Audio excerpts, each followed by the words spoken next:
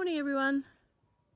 -1 this morning, Sunday, King's birthday, long weekend. We've had a bit of a frost, only a little one, -1. We've had down to -3 so far this winter. The plants don't mind. Even the seedlings in the trays are doing okay. So welcome back and thanks for joining in. Just wanted to show you my frozen seedlings this morning. So I still raise plenty of seed during winter, and of course they're all cold hardy annuals and perennials, so they do just fine. That looks like they're probably going to suffer from this -1 frost, but they won't. They'll defrost and they'll be fine. I've got some Clarkia, also Gadisha, and what else do I have? Delphiniums, and these are my onion seedlings. You might have seen me raise these in a previous video. Some snapdragons, what else? Verbascums, lots of different things I've got growing here, and yeah, they'll defrost perfectly fine. There won't be a problem at all. So just wanted to show you the frost is now off my seedlings, and I just want to show you they've all bounced back. So just to prove that everything is fine. All the plants here can totally tolerate quite a bit of cold and quite a bit of frost. Even the Clarkia or the Gadisha has come back. I didn't realise at first that was a cold hardy annual until I think I was watching something on YouTube, and yeah, it looks fairly tender, but no, survived really well. This is our little puppy Meg. It's an Australian Kelpie and we're going to use it as a sheepdog.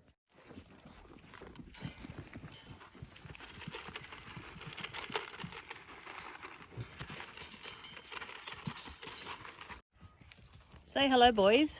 This is our local lawn mowing service. We're just cleaning up this area. I'm going to put plants in. It's a bit daggy at the moment. We've got to get rid of the caravan, a few bits and pieces. This is where my shrubs are going. And these three boys we've raised from lambs, bottle fed, because their mothers died or the mothers abandoned them, and they do a great job in eating the weeds down. We'll move them on over in this section here, and they can do some tidying up down here as well. They're very, very friendly.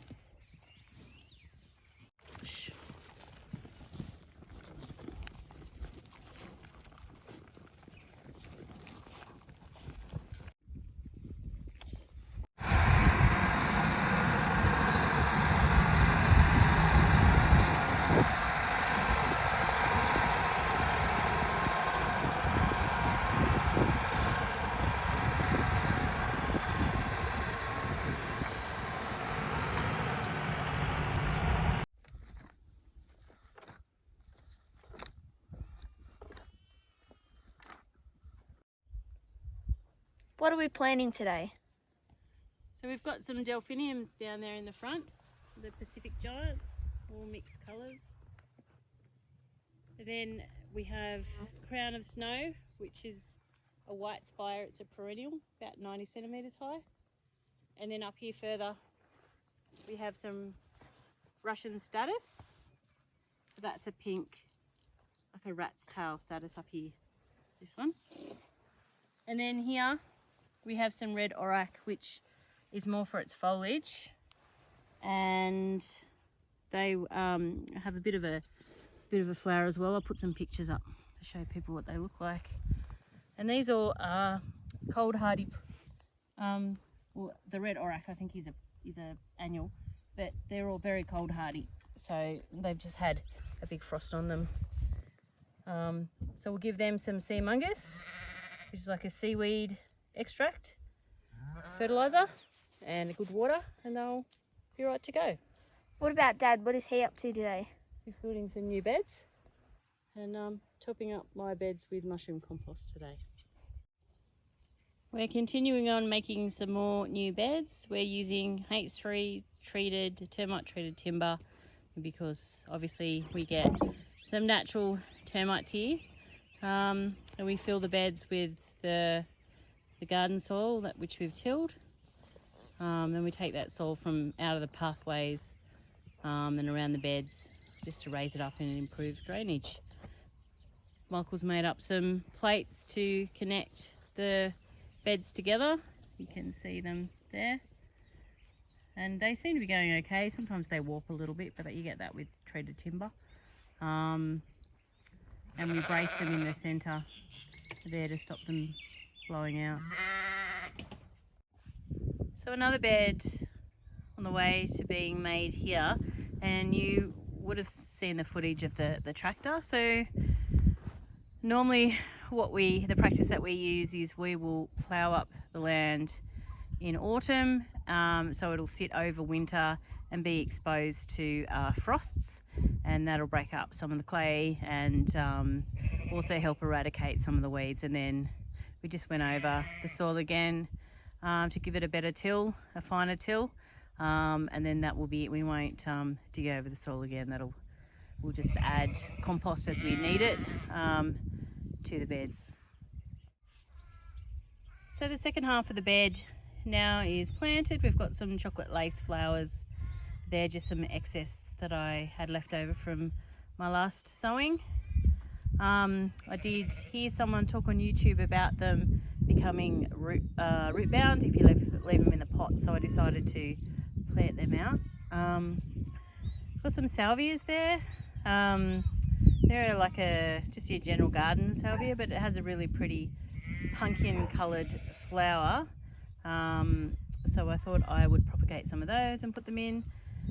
There's like a Mexican sage, and either side there is a perennial cornflower, and I'll put a picture up. The really pretty little flowers on those make good cut flowers.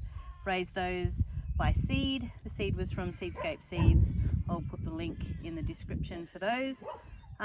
Here we've just got the Sahara mix of Rebecca that I've grown from seed.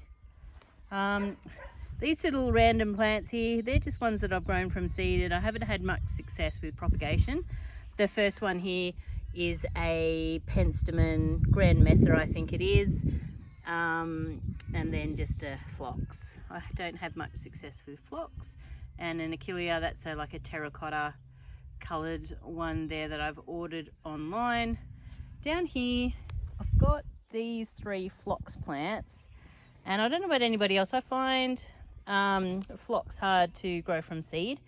I've got some trays in the greenhouse now germinating, so hopefully I might have a bit more success now that it's cooler.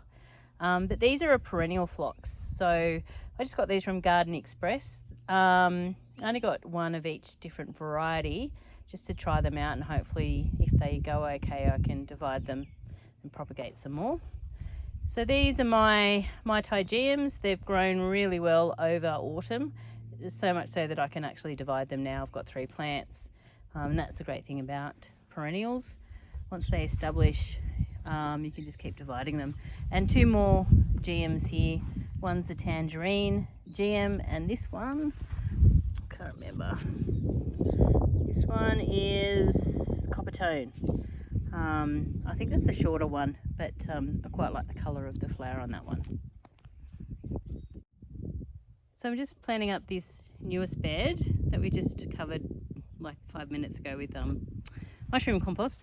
And I just want to give a shout out to Gateforth peonies in Tasmania, where I got these peony roots from, and they are just amazing. They are massive.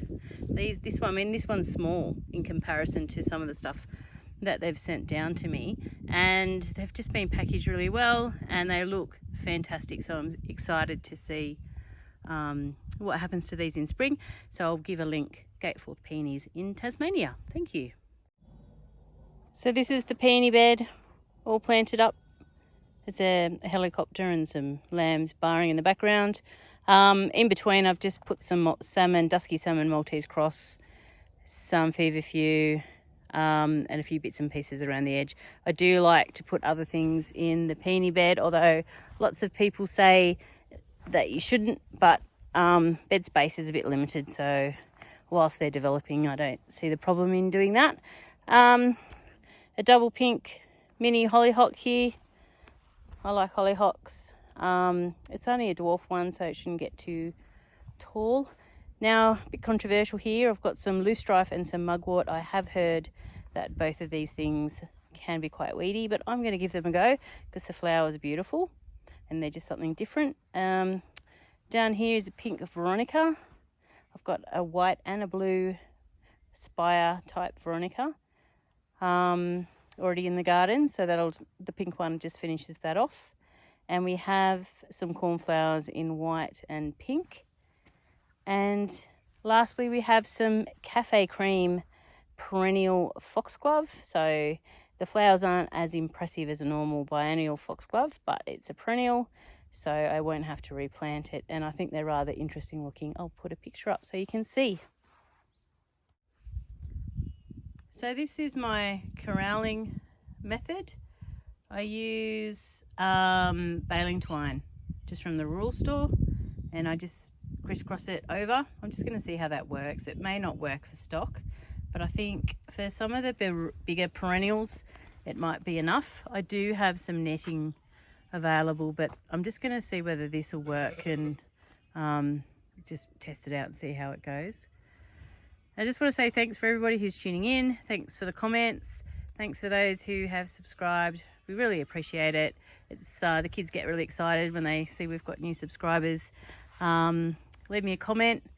If there's anything that you want to see in particular, let me know. Otherwise, thanks everybody for watching.